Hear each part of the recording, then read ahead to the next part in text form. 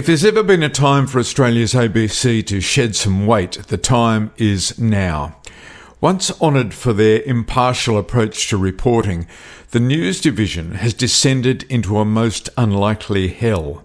It's a place they have esteemed company. The ABC's counterpart in the UK, the BBC, has just seen two top directors resign for their participation in and approval of serious and systemic bias in news reporting. Now, this wasn't just one or two stories. There are hundreds of examples of biased reporting and selective editing from the Beeb over the years.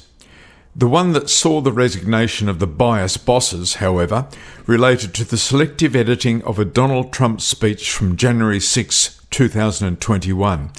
The BBC News team, in their immaculate wisdom, thought it okay to cobble together parts of two different Trump speeches and leave out bits that didn't suit their narrative. In short, they made the then ex-president look like he was endorsing violence when he wasn't. A shoddy excuse for journalism usually reserved for the tabloid press. But hold on, it turns out that the bias bosses at our ABC did the same thing. On that busy day in 2021, the ABC News team chopped up the Trump speeches to provide an equally negative perspective. This is just one of the examples of selective editing and bias by omission proved to be a constant in ABC News reporting. So whose heads will roll at the ABC? First and foremost, the noggin of news director Justin Stevens must be chopped and spiked. A metaphor, of course.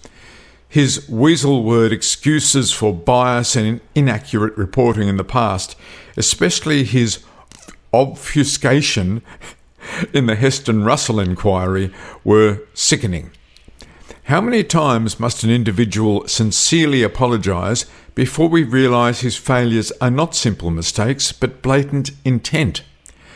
Along with Stevens, the editorial director Gavin Fang needs to suffer the same plight. Fang, the ex-director of Diversity and Inclusion, DEI, at the ABC, has history in creative direction. No idealistic belief can be diffused into the news content of our taxpayer-funded news service, Gavin. This includes your no doubt honest belief in DEI principles.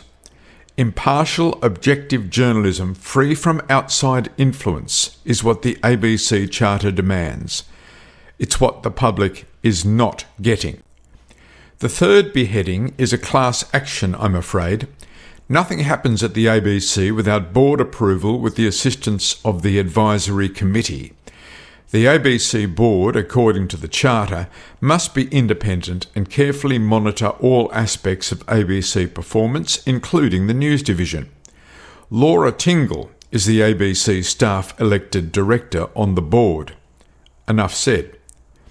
The advisory committee, not having decision-making power, are virtual puppets of ABC management, including Fang and Stevens. Many are members of advocacy groups. Some have the term lived experience in their bio. All are supporters of the ABC and as such may be intrinsically blind to ABC failings.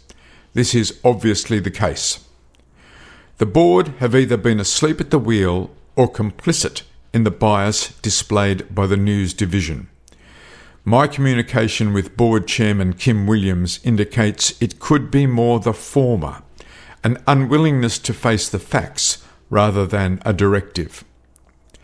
Either way, the entire board and advisory committee must be replaced, and those appointed must have an advocacy for journalistic truth, not simply cultural or political opinion.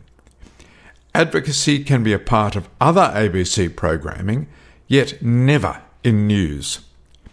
Dedication to the ABC Charter and a respect for the standards of objective news journalism must be dominant in any board or committee appointment. As the Australian public learn more about ABC News failings, the end for the bias bosses is closing in. It can't come soon enough. The government petition to remove the ABC from membership of the AIDS Council of New South Wales, or ACON, a transgender advocacy group, is a part of that push for journalistic integrity. The ABC cannot serve two masters, the master of transgender rights and the master of objective reporting. Approaching 1,000 signatures, the petition needs more. You can sign that by going to ePetitions, government ePetitions, and it's petition number EN8495, ABC out of ACON. I'll say that again, petition EN8495, ABC out of ACON. Thank you for listening.